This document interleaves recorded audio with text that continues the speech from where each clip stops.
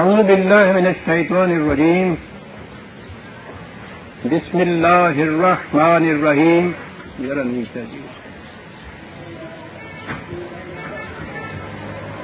عزیزان ایمان، آج جنوری 1972 کی 9 تاریخ ہے اور درس قرآن کریم کا آغاز سورہ الانعام کی آیت 137 سے ہوتا ہے. 6/137.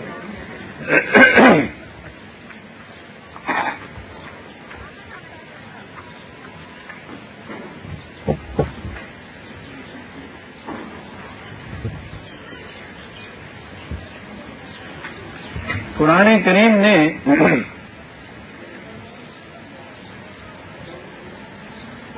اس طرز زندگی کا ماحصل اور نتیجہ جو قوانین خداوندی کے مطابق بسر کی جائے، جسے وہ مومن کی زندگی کہہ کر پکارتا ہے، اس کا ماحصل، اس کا نتیجہ یہ بتایا ہے کہ لا خوف علیہم ولا ہم یحزنون. ان لوگوں کو نہ کوئی خوف ہوگا اور نہ حزن ہوگا.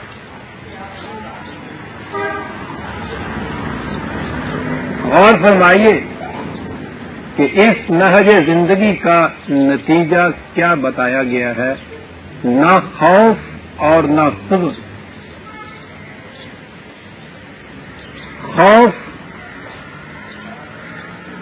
انگریزی میں اس کا ترجمہ فیئر کیا جاتا ہے اور حزن کے لیے گریف کا لفظ استعمال کیا جاتا ہے. عام طور پہ خوف کسی سامنے دیکھے ہوئے محسوس خطرے سے پیدا ہوتا ہے، جیسے دشمن نے حملہ کر دیا اور اس سے کوئی خوف پیدا ہوا. اور حزن دل کی اس کیفیت کا نام ہے کہ جس میں بظاہر کوئی سامنے محسوس خطرہ تو نہ ہو، لیکن دل ڈوبا جا رہا ہو، غیر محسوس طور پر معلوم نہ ہو کہ اس کی وجہ کیا ہے، کیوں ایسا ہے، لیکن انتہائی افسردگی اور دل گرفتگی کا عالم ہو.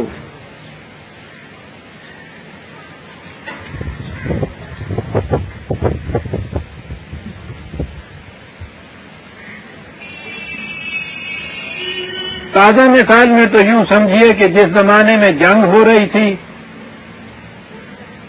اس زمانے میں بعض محاذ کے جہاں ہم کمزور تھے، خطرہ لاحق تھا، خوف تھا. اور آج جب کہ جنگ کا خطرہ ٹل گیا ہے، ساری قوم ایک غیر محسوس حزن میں گرفتار ہے. ایک افسردگی چھائی ہوئی ہے، پژمردگی چھائی ہوئی ہے. یہ حزن ہے. تو کہا یہ گیا کہ اس نہج زندگی کا نتیجہ یہ ہوگا کہ نہ تو محسوس خطرات سے کوئی ڈر ہوگا اور نہ اس قسم کی دل گرفتگی اور پژمردگی کا عالم ہوگا.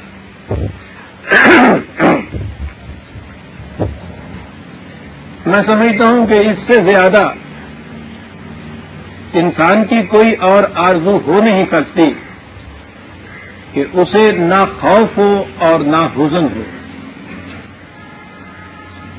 انتہائی کامیاب زندگی اسے کہا جائے گا. وہ انفرادی زندگی ہو یا اجتماعی زندگی، اگر یہ چیز میسر آ جائے افراد کو اور کسی قوم کو، تو یہ انتہائی، جیسا میں نے عرض کیا، کامیاب اور بامراد زندگی کہلائے گی.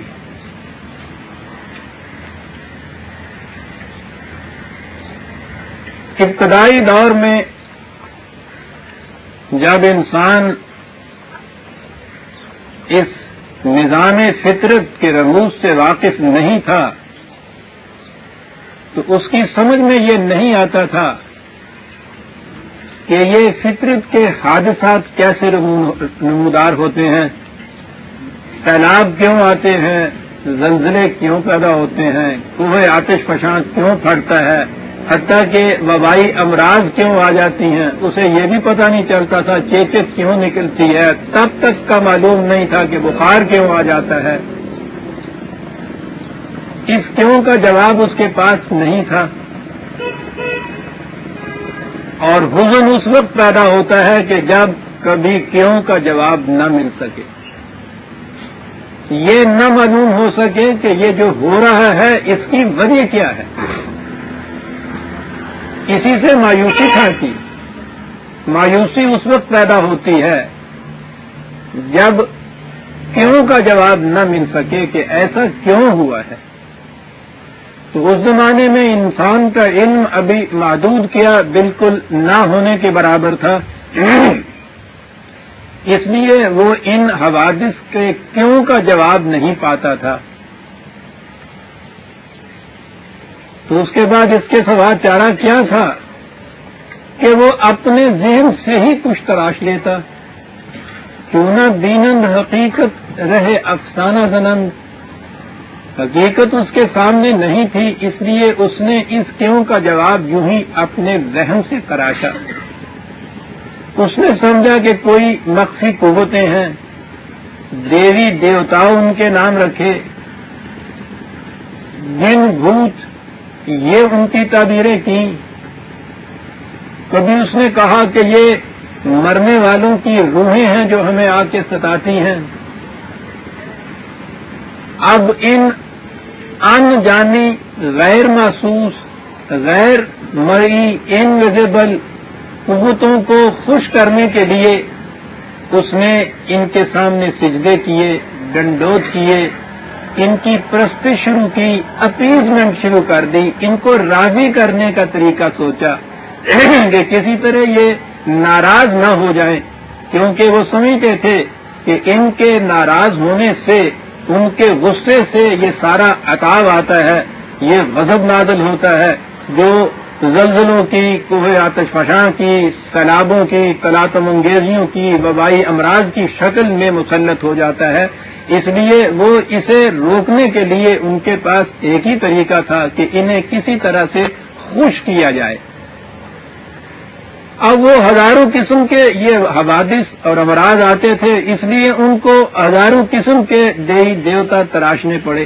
اب آپ سوچئے کہ ایک انسان ہو اور ہزاروں قسم کے اس طرح کے دل میں حزن پیدا کرنے والے یہ دیوی دیوتا غیر مرئی قوتیں ہوں تو اس کی کیفیت کیا ہوگی بیچارے کی۔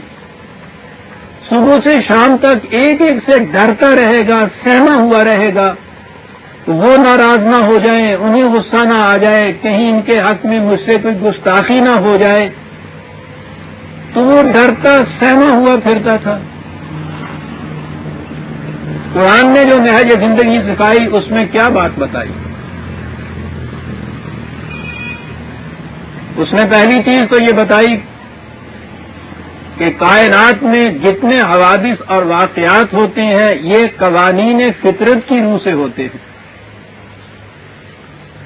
اور آدمی کے اندر اس کی صلاحیت رکھ دی گئی ہے کہ وہ ان قوانین فطرت کو معلوم کر سکے۔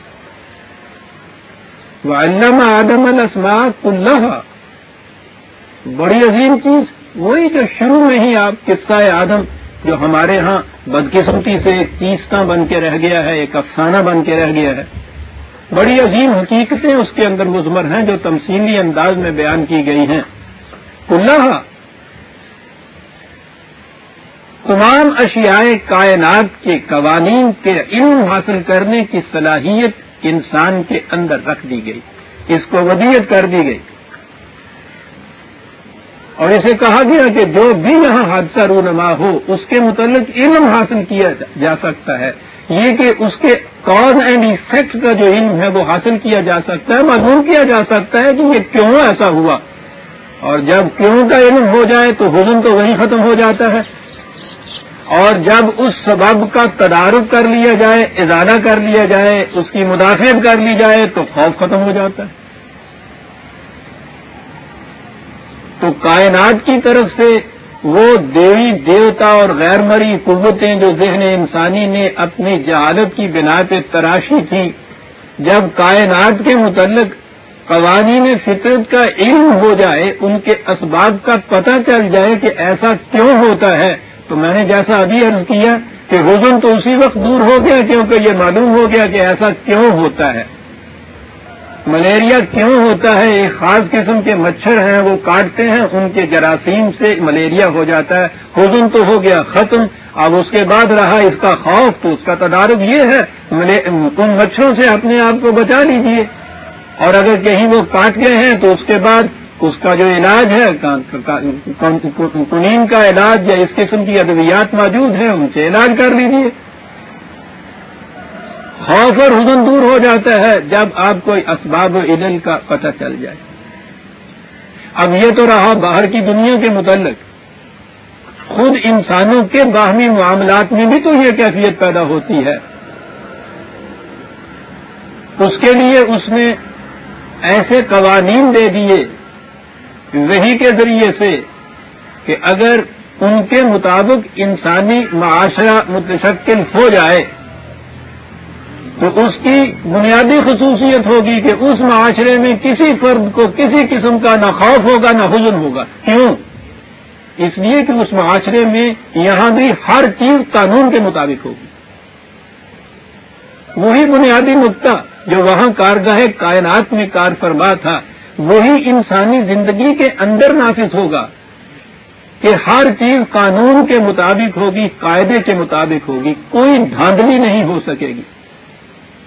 قانون کو کوئی توڑ نہیں سکے گا، کوئی خرید نہیں سکے گا، کوئی سفارش سے اس کو الجھا نہیں سکے گا، غیر قانونی بات کوئی نہیں ہوگی۔ قانون کا ہر ایک کو علم ہوگا اور یہ بتایا جائے گا کہ اس کی قانون شکنی کا نتیجہ کیا ہوگا، قانون کی پیروی سے تمہیں کس قدر امن مل جائے گا۔ تو جب معاشرے کے اندر بھی قانون ہو اور باہر کی خارجی کائنات میں بھی قانون کا دور دورہ ہو اور قوانین کا علم ہو اور کوئی چیز قانون کے خلاف ہو نہ سکتی ہو، اور اس کے بعد آپ سوچئے کہ پھر خوف اور حزن رہتا کہاں ہے؟ یہ جو مومن کی زندگی کہی گئی وہ یہ ہے کہ ایک زندگی تو وہ تھی ابتدائی انسان کی کہ اس کو فطرت کے قوانین کا بھی علم نہیں تھا، اس لیے وہ قدم قدم پر ڈرتا سہمتا تھا۔ پھر قوانین فطرت کا تو علم ہو گیا، جیسے یورپ کی قومیں، ان کو اب دیکھیے کہ جہاں تک فطرت کی قوتوں کا تعلق ہے انہیں کسی قسم کا خوف نہیں ہوتا، لیکن کیونکہ انسانی زندگی کے متعلق ان کے ہاں قوانین ایسے نہیں ہیں جیسے فطرت کے اٹل اور غیر متبدل قوانین ہیں، اس لیے اپنی انسانوں کی زندگی میں ان کی کیفیت یہ ہے کہ یہ کہنا مبالغہ نہیں ہوگا کہ اہل جاہلیت کا وحشی انسان اتنا سہما ہوا ڈرا ہوا نہیں تھا جتنا آج کا انسان ہے، متمدن انسان، مہذب انسان، اتنا بڑا سائنس کے قوانین کو جاننے والا کہ یہاں بیٹھا ہوا مریخ تک کو تو کنٹرول کر رہا ہے، پڑوسی کو کنٹرول نہیں کر سکتا۔ فرد کے ہاتھوں فرد سہما ہوا، قوم کے ہاتھوں قوم سہمی ہوئی، پوری اس وقت ساری عالم انسانیت سہما ہوا ہے۔ ہر ایک کو اس کا ڈر ہے کہ ایک بم اگر کسی طرح سے چل گیا تو یہ پورے کا پورا کرۂ ارض جو ہے یہ بکھری ہوئی اون کی طرح اڑ جائے گا۔ سہمی ہوئی ہیں قومیں ایک دوسرے سے، ڈرے ہوئے ہیں افراد ایک دوسرے سے، یعنی وہی انسان کے جس نے سورج کی شعاعوں کو گرفتار کیا لیکن زندگی کی شب تاریک سحر کر نہ سکا۔ یہاں پہنچنے کے بعد وہ تاریکیاں جو رات کو بچے کو اندھیرا ڈراتا ہے، ہر انسان کو، ہر قوم کو اس وقت وہ ڈرا رہا ہے، حزن کی کیفیت پیدا ہو گئی ہوئی ہے۔ یہ تو وہ قوم تھی، اور تیسری قوم وہ ہے کہ جس نے فطرت کی قوتوں کو بھی مسخر کیا اور انسانی معاشرے کو بھی اسی قسم کے غیر متبدل قوانین کے تابع رکھا، تو اس معاشرے میں کیفیت یہ ہوگی کہ لا خوف علیہم ولا هم یحزنون۔ یہ تو تھا جو قرآن نے نظریہ زندگی دیا۔ اب اس نظریے میں آپ دیکھیے کہ بنیادی چیز کی بنیادی نقطہ یا بنیاد کیا ہے؟ اس کی بنیاد ہے قانون کی، اور جب قانون کہیں گے تو قانون دینے والا بھی آپ کے سامنے آئے گا، قانون کو چلانے والا بھی آئے گا، یعنی ایک اتنی بڑی قوت کے جو قانون ساز بھی ہو اور قانون کو نافذ بھی کر سکتی ہو، اسے خدا کہتے ہیں۔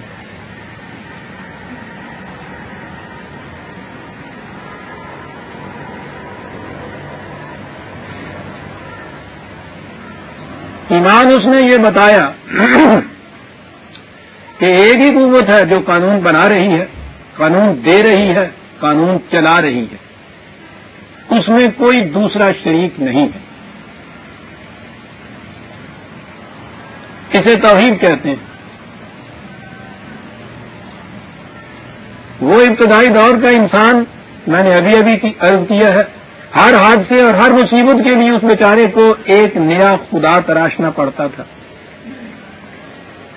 32 کروڑ جو دیوی دیوتا آپ کہہ رہے ہیں، آپ کے پڑوس میں جو ہندوستان ہے، ان کے ہاں پوجنے والے، یہ افسانہ نہیں، ان کے ہاں کی مذہبی کتابوں میں یہ کچھ ہے، اور وہ یہی وجہ تھی کہ کوئی تکلیف ہوئی اس کے لیے کوئی ایک دیوی دیوتا ان کو تراشنا پڑا، کیونکہ ایک دیوتا تو ایسا نہیں تھا کہ جو دوسرا کام بھی کر سکتا۔ لیکن جب آپ ایک خدا پہ ایمان لائیں کہ وہی قانون دینے والا، وہی قانون کو چلانے والا، تو اس ایک ایمان سے یہ جتنی توہماتی قوتیں تھیں آپ کے ذہن میں جن سے قدم قدم پہ آپ ڈرتے تھے، وہ ختم ہو گئی۔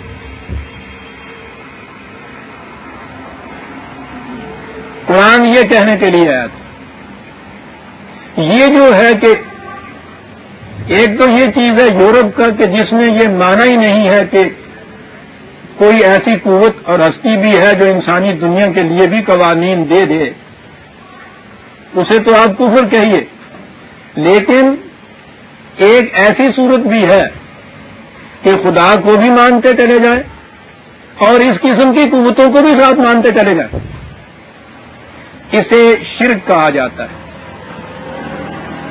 اور قرآن نے یہ کہا ہے کہ بدترین قسم کا خوف اور حزن شرک سے پیدا ہوتا ہے۔ ہر کے رمز مصطفیٰ فہمیدہ است، خوف را در شرک مضمر دیتا است۔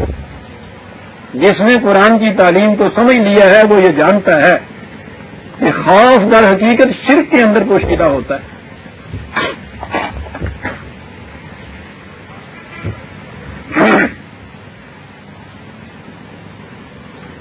قرآن کریم نے شرک کو کس طرح سے مٹایا، یہ تو آپ اس کے پہلے ورق سے آخر تک چلے جائیے، آپ کو نظر آئے گا کہ ہر جگہ وہ شرک کی جڑ کاٹتا چلا جاتا ہے۔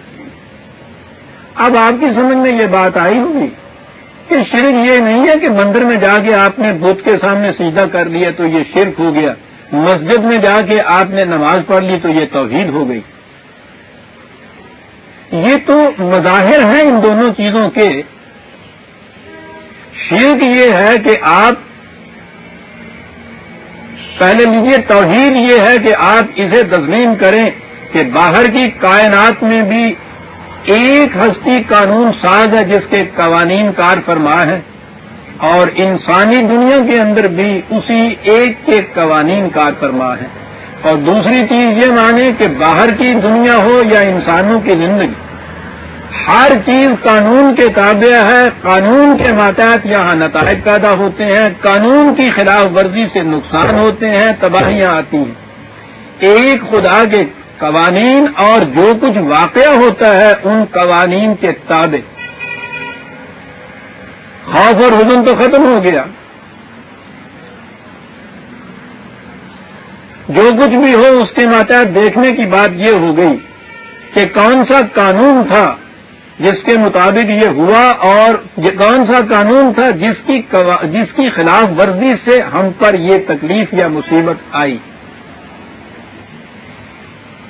باہر کی دنیا کے متعلق تو اب کچھ زیادہ کہنے کی ضرورت نہیں رہی کہ سائنس کے علوم نے اس چیز کو اس طرح عام کر دیا ہے کہ جو واقعہ بھی یہاں ہوتا ہے، جو ایفیکٹ بھی ہوتا ہے، اس کے پیچھے کاز ہوتا ہے، اور کاز کو وہ معلوم کر رہے ہیں، کیے جا رہے ہیں۔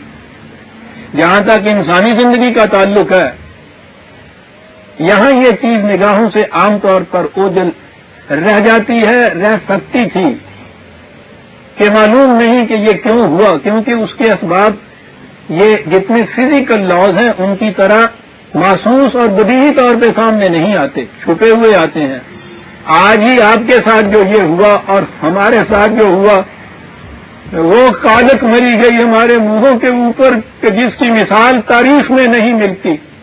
دو ہی قومیں تھیں جن کو ہم 1400 سال سے ذلیل ترین قومیں شمار کیا کرتے تھے، یہودیوں کی قوم اور یہ ہندی بنیے کی قوم۔ پہلے ہمارے ساتھ یہ ہوا کہ یہودیوں کی ذلیل ترین قوم، اور اس قوم میں بھی عورت تھی حاکم، اس کے ہاتھوں پورے عالم عرب کو اتنے جوتے لگے کہ آج تک ان کی آواز صدا آ رہی ہے۔ اور اس کے بعد یہ دوسری ذلیل ترین قوم جو تھی، اس کے بعد بھی وہاں بھی عورت ایک بیٹھی ہوئی ہے، اور اس کے ہاتھوں سے ہمارے منہ پہ اتنی کاہت مری گئی ہے کہ میں سمجھتا ہوں کہ یہ تسنیم و سلسبیل کا پانی بھی اسے نہیں دھو سکے۔ آج سمجھ میں بات نہیں آ رہی کہ یہ کیوں ہوا۔ اس کہنے والے نے کہا تھا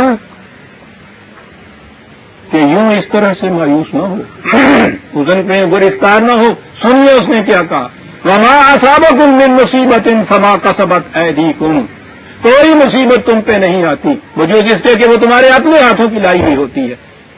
تو حزن کی کیفیت ختم ہو گئی۔ یہ کیوں ہوا؟ سوال ہی نہیں ہے اپنے سے باہر کہیں جانے کا۔ سیدھی بات ہے، کتنا عظیم اصول یہ دیا ہے، نہ کوئی دیوی دیوتا، نہ کوئی جن بھوت، نہ کوئی خارجی قوت، نہ کوئی غیر مرئی اس قسم کے احساسات، کچھ نہیں، نہ کوئی باہر کا دشمن، کچھ نہیں، تمہارے اپنے ہاتھوں کی لائی ہوئی ہوتی ہے۔ ما اصابکم من مصیبت فبما کسبت ایدیکم، 42/30۔ عظیم اصول۔ اب جس قرآن نے یہ تعلیم دی ہو کہ باہر کی کائنات میں جو کچھ ہوتا ہے وہ بھی وہ تو معلوم کاز اینڈ ایفیکٹ کے ماتحت ہوتا ہے، وہاں جو کچھ ہو یہ دیکھو کہ اس کے لیے کیا کاز تھا۔ علوم سائنس کی روح سے دیکھو، تمہارے اپنے معاشرے کے اندر اگر کوئی مصیبت آتی ہے تو اس کے لیے بھی یہ کچھ نہ کرو کہ اسے کسی غیر مرئی قوت کی طرف منسوخ کر دو، یہ ڈھونڈنا شروع کر دو کہ پتہ نہیں صاحب کہ ایسا کیوں ہوا ہے۔ وہ کہتا ہے کہ کیوں کیا ہوا ہے، جو کچھ تم پہ مصیبت آتی ہے تمہارے اپنے ہاتھوں کی لائی ہوئی ہوتی ہے، اپنے ہاتھوں کو دیکھو کہ انہوں نے یہ مصیبت کیسے یہ لائے۔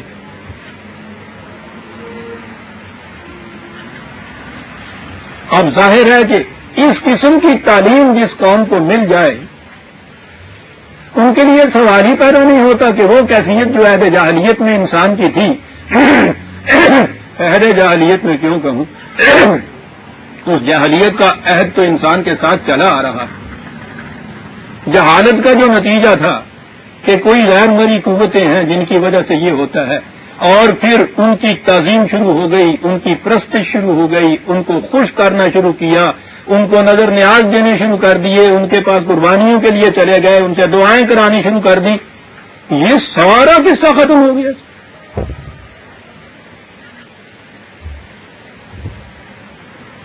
کچھ حاصل کرنا ہے قانون کے مطابق زندگی بسر کرو، نتیجہ مل جائے گا۔ نقصان ہوا ہے تو یہ دیکھو کہ یہ ہمارا ہی اپنے ہاتھوں کا لایا ہوا ہے، اس کی تحقیق کرنے بیٹھ جاؤ، بات ختم ہو گئی۔ کہیں باہر جانے کی ضرورت نہیں ہے، کسی غیر مرئی قوت کی طرف جانے کی ضرورت نہیں ہے۔ یہ جو چیز تھی کہ کسی غیر مرئی قوت کی طرف جائے، اس وقت پہلا جذبہ جیسا میں نے عرض کیا تعظیم کا ہوتا ہے، احترام کا ہوتا ہے۔ کہ کہیں یہ ناخوش نہ ہو جائے. ان لوگوں کی کیفیت یہ تھی 10 پروردگان رسالت صلی اللہ علیہ وسلم کی، اس طرح سے توحید ان کے سامنے واضح ہو کر آئی تھی کہ انہوں نے کہیں یہ محسوس اگر ہوتا تھا کہ شاید کسی وقت اس راستے سے کہیں وہ شرک کی کیفیت نہ پیدا ہو جائے، اس کی جڑ کاٹ دیتے تھے وہ لوگ. سب سے زیادہ قابل احترام ہستی نبی اکرم صلی اللہ علیہ وسلم سے بڑھ کر کون ہو سکتی تھی؟ آج بھی ہمارا ایمان ہے، قیامت تک یہ ایمان رہے گا کہ بعد از خدا بزرگ تو ہی. قصہ مختصر. کیفیت کیا تھی ان لوگوں کی؟ حضرت عمر نے رضی اللہ تعالیٰ عنہ یہ دیکھا کہ حج کی تقریب پہ جو لوگ آتے ہیں، راستے میں ایک مقام پہ ایک درخت ہے، لوگ جا کے اس کے نیچے 2 نفل پڑھتے ہیں. نماز ہی پڑھتے تھے، وہ کوئی بت پرستی نہیں وہاں کرتے تھے. وہ درخت کے سامنے ڈنڈوت نہیں بجا لا رہے تھے، وہاں جا کے 2 نفل پڑھتے ہیں. آپ دیکھیے کہ یہ تعلیم نبوی نے اور قرآن کے حقائق نے کیا نگاہیں پیدا کر دی تھی ان کی. آپ کھڑے ہوئے اور لوگوں سے پوچھا یہ کہ یہ کیا ہو رہا ہے. انہوں نے کہا کہ یہ وہ درخت ہے جس کے نیچے رسول اللہ صلی اللہ علیہ وسلم نے بیعت لی تھی. لوگ اسے متبرک سمجھتے ہیں اور اس کے نیچے جا کے نماز پڑھنے کو ثواب کا موجب سمجھتے ہیں. انہوں نے کہا کہ ٹھیک ہے، لگی پڑھنے طرح اس شرک کی.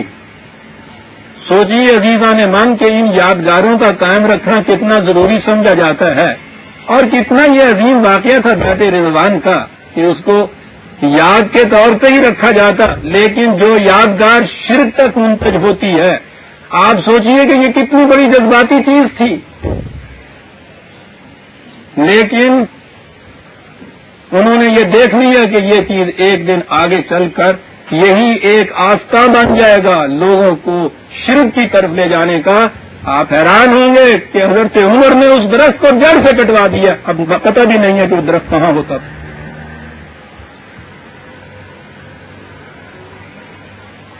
یہ تھی تعلیم جو اس قرآن نے دی تھی. اور اس کے بعد پھر ورق الٹ دیے 1400 سال. 1400 سال تو میں اس لیے کہتا ہوں کہ تاکہ ہم اپنے دور میں آ جائیں، ورنہ یہ تو اس سے بہت پہلے شروع ہو گئی تھی بات. آج دیکھیے اس ابتدائی دور کا انسان اتنے آستانوں پہ جا کے ماتھے نہیں رگڑتا تھا جتنے آستانوں پہ آج یہ اس قرآن کی حامل قوم جا کے سجدے کرتی.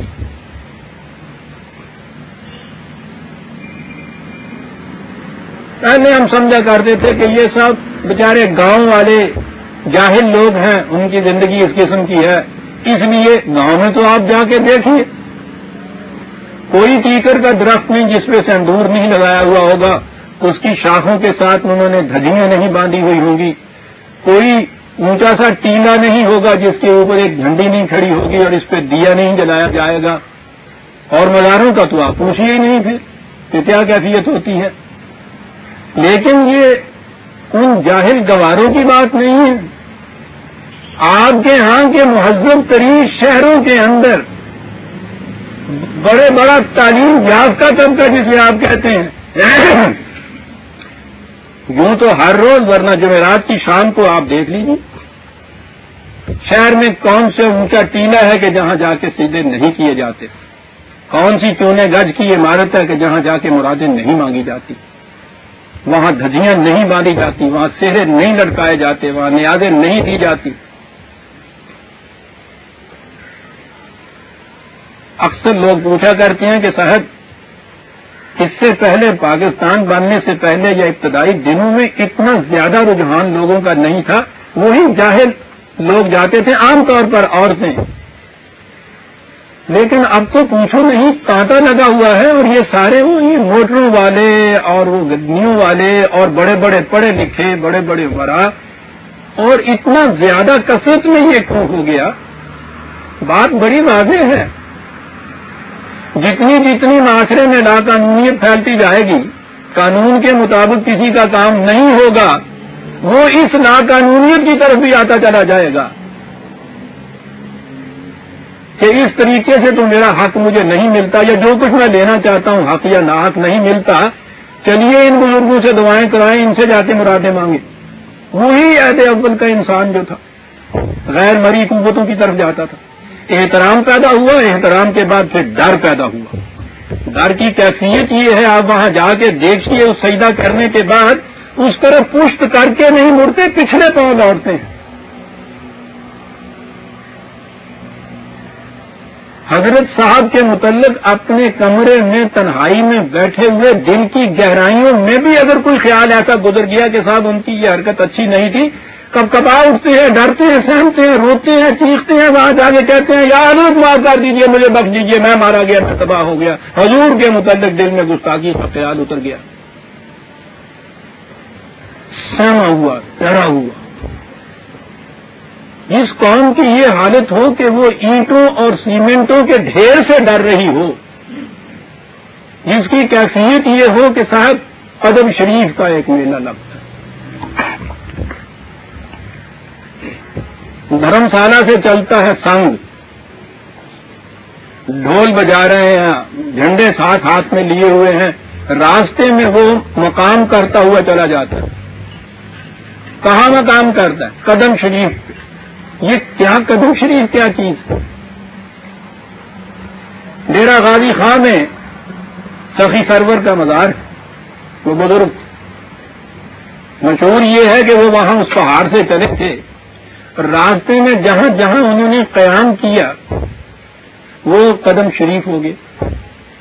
اب وہ جو سنگ چلتا ہے وہاں سے وہ ڈیرہ غازی خان کے سخی سرور کے مزار پہ پہنچتا ہے، راستے میں لوگ ساتھ جمع ہوتے جاتے ہیں، جہاں جہاں انہوں نے قیام کیا وہیں وہیں وہ قیام کرتے ہیں، وہاں وہ سجدے کرتے ہیں۔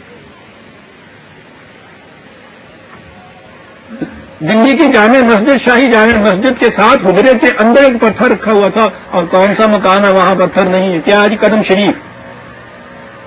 پتھر کے اوپر ایک قدم کا نشان، یہ منسوب تھا وہ نبی اکرم صلی اللہ علیہ وسلم کے ساتھ، سب حضور کا یہ قدم ہے۔ خانہ خدا میں مسجد کے اندر ہر جمعرات کو وہ وہاں سے نکالا جاتا تھا، اور وہاں پھر سجدہ کعبے کی طرف رخ کر کے خدا کے لیے نہیں کیا جاتا تھا، اس قدم شریف کو کیا جاتا تھا۔ یہ ایسا نہ کہیے کہ وہ لوگ کرتے ہیں ہم نہیں کرتے، پوچھو نہیں ہم کیا کچھ کرتے ہیں۔ کیفیت ساری کام کی یہ ہو گئی کہ رحمت اقبال را در کعبہ اے شیخ حرم، ہر زمان در آستی دارد خدا بندے دیگر، بلکہ اس سے بھی آگے کہ می تراشد فکر ما ہر دم خدا بندے دیگر۔ میری تو کیفیت یہ ہے کہ میری فکر کے بتکرے میں ہر آن ایک نیا بت تراشا جاتا ہے، رست از یک بند تا استاد در بندے دیگر۔ ایک زنجیر سے میں رہا ہوتا ہوں، ایک اور زنجیر کے اندر جا کے پھنس جاتا ہوں۔ ساری قوم اس شرک کے اندر مبتلا ہے، اور جب اس کی کیفیت یہ ہو گئی ہے تو اس کے بعد آپ سوچئے کہ یہ خوف اور حزن کے اندر مبتلا کیوں نہیں ہوگی۔ آج جو آپ کی سمجھ میں یہ بات نہیں آ گئی کہ آپ کیوں پٹ گئے، کیوں ذلت یہ آپ کے نصیب ہو گئی، وہ اس لیے ہوا کہ آپ نے ان حوادث کے متعلق دور سے یہ سوچنا شروع کر دیا، سوچنا بند کر دیا تھا کہ یہ ساری چیزیں قاعدے اور قانون کے مطابق ہوتی ہیں، جہاں اس قانون کا دامن ہاتھ سے چھوٹا یہ تباہیاں آ جائیں گی۔ کیفیت آپ کی یہ ہو گئی ہے کہ محسوس طور پہ سامنے نظر آتا ہے کہ یہ یوں ہوا۔ 65 کی جنگ میں تو آپ نے دیکھ لیا تھا کہ ہمارے ان مجاہدوں نے کس طرح سے ان آنے والوں کے چھکے چھڑائے تھے، کس طرح یہاں راوی کے اوپر لڑائیاں ہوتی تھی، ٹکراؤ ہوتے تھے ان تیاروں کے، اور کس طرح سے گولہ باری سے ان کو ایک ایک کو گراتے تھے۔ مجاہدوں نے کس طرح سرحدوں کے اوپر کس طرح ان کو شکست فاش دی تھی۔ سامنے نظر آ رہا تھا کہ خدا کے بتائے ہوئے قانون اور قاعدے کے مطابق یہ ہو رہا ہے۔ اس نے قانون یہ بتایا تھا کہ خوف سے امن چاہتے ہو تو اپنی سرحدوں کو اتنا مضبوط رکھو کہ دشمن کے دل میں تمہارا رعب طاری رہے، یہ قرآن نے کہا تھا۔ یہ کچھ 65 کی جنگ میں یہ کچھ ہمارے مجاہدوں نے کر کے دکھایا، لیکن ہمیں تو اطمینان ہوتا ہی نہیں تھا۔ افسانے شروع ہو گئے کہ وہاں صاحب سفید گھوڑیوں والے سبز اماموں والے اتر رہے تھے، ان کی وجہ سے یہ ہوا. یعنی پھر آپ قاعدے قانون سے نکل کے چلے گئے وہیں پرستشوں کے اوپر. وہاں سے حضرت صاحب چلے تھے اور وہاں سے پیر صاحب نے یہ کہا تھا. بلکہ یہاں تک افسانہ مشہور تھا کہ خود نبی اکرم صلی اللہ علیہ وسلم وہاں سے تشریف لے آئے تھے. چلے ان افسانوں کے اوپر.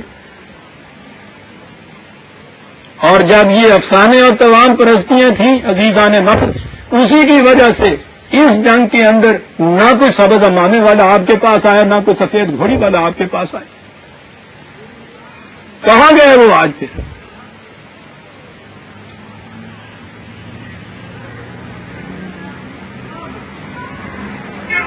آج بھی ہم سے یہ نہیں کہا جاتا کہ بیٹھو اور سوچو. خدا نے یہ کہا تھا کہ ما اصابکم من مصیبت فما کسبت ایدیکم. جو مصیبت بھی آتی ہے بیٹھ کے سوچو کہ ہماری اپنی لائی ہوئی ہے. سوچو کیسے ہم نے یہ مصیبت یہ لایا. اب بھی نہیں یہ کہا جا رہا، اب بھی نگاہوں کے رخ اسی طرف دوڑائے چلے جا رہے ہیں. تو سیدھی سی بات ہے کہ جو قوم اتنے بڑے شرک کے اندر مبتلا ہو. شرک میں نے عرض کیا ہے نا کہ کفر ہوتا تو یہ بات نہ ہوتی. یورپ کے سائنسدانوں کے یہاں کفر ہے، ہمارے ہاں شرک کی صورت یہ ہے کہ ہر شخص خدا کو مانتا ہے اور ہر شخص یہ کرتا ہے. کوئی کسی مقام پہ، کوئی کسی مقام، کسی کا معبود کوئی ہے، کسی کا کوئی اور ہے.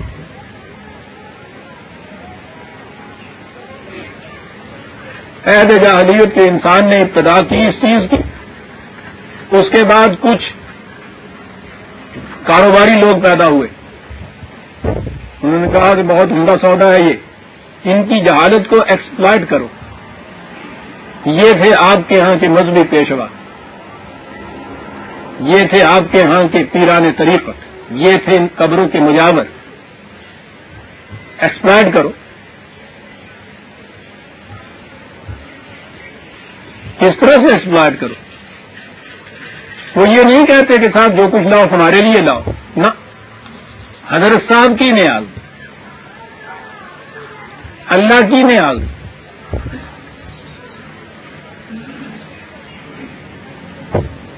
آپ نے غور فرمایا تھا کہ اس کو پرپیچویٹ کرنے کے لیے، اس کو دوام بخشنے کے لیے اس جہالت اور اس شرک کو یہ ایکسپلائٹ کرنے والے آ گئے. ان کی وجہ سے یہ دوام ہوتا ہے. میں کہتا ہوں آج بھی جن کو بڑے بڑے آستانے کہا جاتا ہے کہ وہاں مرکز ہے مرادیں پورے ہونے کے، بڑے بڑے قبے اور قبریں ان کی مٹا دیجیے، زمین کے برابر کر دیجیے، اور جو مجاور بیٹھے ہوئے ہیں ان کو نکال دیجیے. کسی کو یاد ہی نہیں ہوگا کبھی نسل کو کہ یہاں سے بھی مرادیں ملا کرتی تھی. وہ کہیں گے کہ یہاں بھی ٹٹو باندھا کرتے تھے، اب بھی گھوڑے باندھ.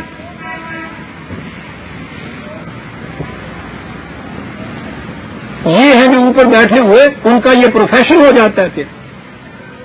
اس پروفیشن کی خاطر پھر ان کے یہاں یہ ہوتا ہے خدا کے لیے دو، حضرت صاحب کے لیے دو. اور یہ دونوں جاتے کہاں ہیں؟ دونوں ان کے یہاں جاتے ہیں. کہیے ان سے تو صاحب کہتے ہیں صاحب ہم تو پوسٹ آفس ہیں، آپ سے لیتے ہیں وہاں بھیجتے ہیں. ان سے کہا کہ ٹھیک ہے صاحب پوسٹ آفس والا تو 10 روپے کا منی آرڈر دیجیے، 2 اس میں سے لیتا ہے، تو آپ تو 10 کے 10 لے جاتے ہیں.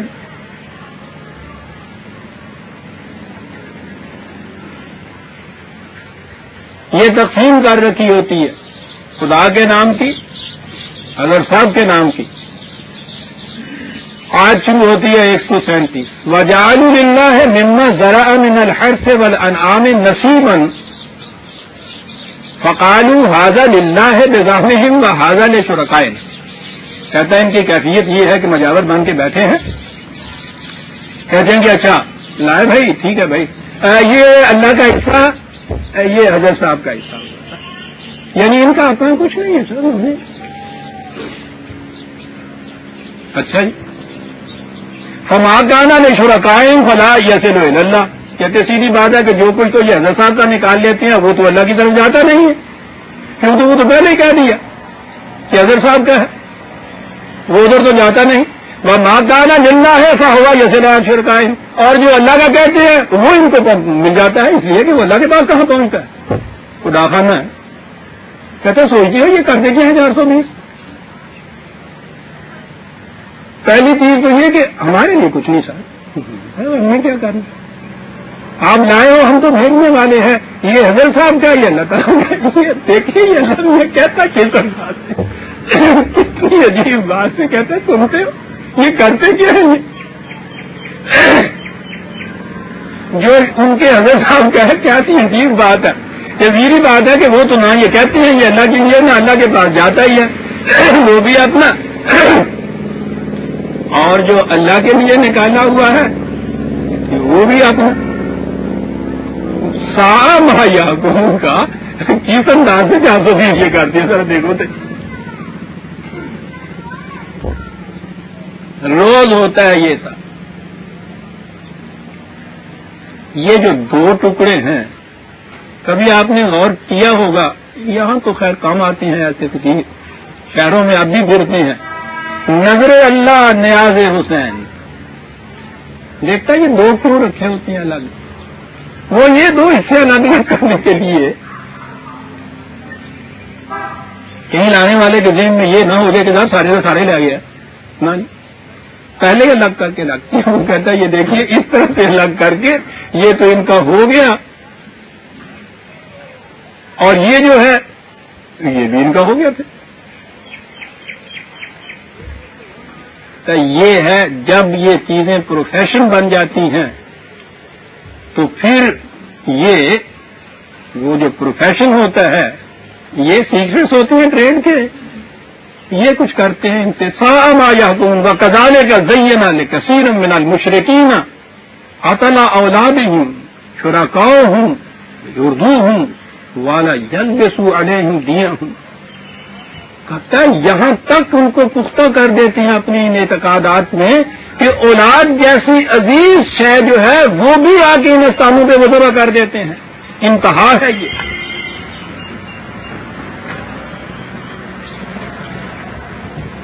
اب تو یہ واقعات کم ہو گئے لیکن پھر بھی آپ نے سنے ہوں گے، کبھی کبھی آیا کرتا، وہ ایک فلاں کو صاحب خواب میں اس نے بشارت دیکھی اور حکم دیکھا اور صبح اٹھ کے اپنے بچے کو ذبح کر دیا، یہ آیا کرتے ہیں واقعات، اب بھی آتے ہیں یہ واقعات۔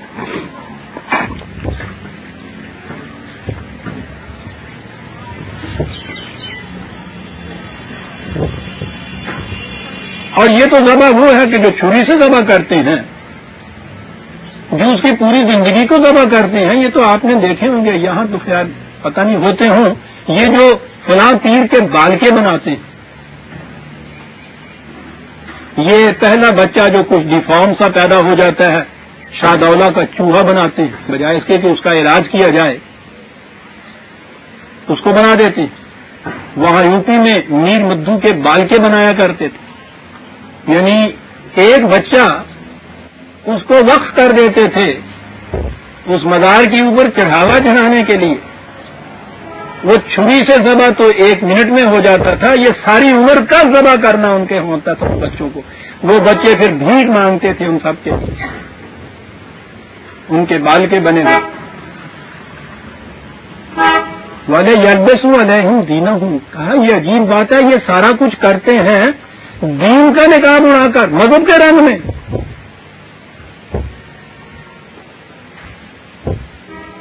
یہ کیفیت یہ لوگ پیدا کر دیتے ہیں، وَلَوْ شَاءَ اللَّهُ مَا فَعَلُوهُ فَذَرْهُمْ وَمَا يَفْتَرُونَ۔ ٹھیک ہے، ہمارا تو قانون مشیت یہ ہے کہ ہم زبردستی تو کبھی روکتے نہیں انسانوں کو، ان کو اختیار و ارادہ دیا ہے، اس لیے ٹھیک ہے یہ اختراع پر بازیاں ہیں جو خدا کے خلاف یہ کچھ نکالتے ہیں کہ اس کی طرف منسوب کرتے ہیں۔ اللہ اور آگے چلو، وقالوا هذه انعام وحرث حجر لا يطعمها الا من يشاء بزعمهم وانعام حرمت ظهورها وانعام لا يذكرون اسم الله عليه افترى عليه فيجزيهم بما كانوا يفترون۔ اور پھر اس کے بعد صاحب یہ بھی یہ جانور ہے اس کے اوپر فلاں سوار نہیں ہوگا، یہ چیزیں بھی ہمارے ہاں ہوتی تھی گاؤں میں، کوئی گھوڑی جس پہ کبھی پیر جی نے سواری کر لی ہو وہ چلے گئے ہوں، تو اس کے بعد تو انتہائی گستاخی تھی کہ کوئی اور اس گھوڑی پہ سوار ہو جاتا ہے۔ اب وہ کوتل ہے، چھوڑا ہوا ہے اسے، اس سے کوئی کام نہیں لیا جاتا، وہ حضرت صاحب کا گھوڑا ہو جاتا تھا۔ اس پہ کوئی سواری نہیں کر سکتا. یہ کیفیت ان لوگوں کی ہوتی.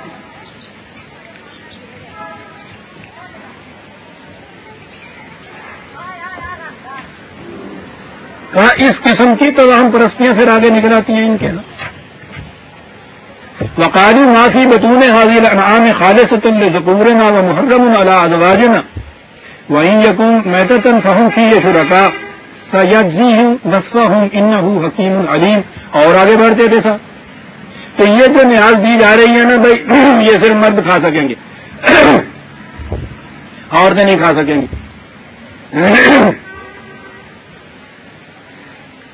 اب آپ کے لیے شاید یہ باتیں کچھ تعجب انگیز سی ہوں گی. وہ پانی آپ لیں گے.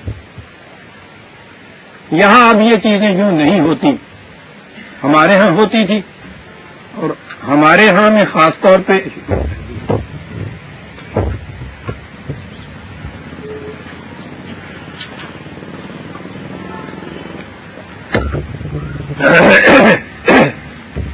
ہم لوگ تو بالکل نئے نئے مسلمان ہوئے تھے, شاید 2 پشتیں ہوئی ہوگی. میری اپنی ایک نانی ہندنی تھی آگر تک,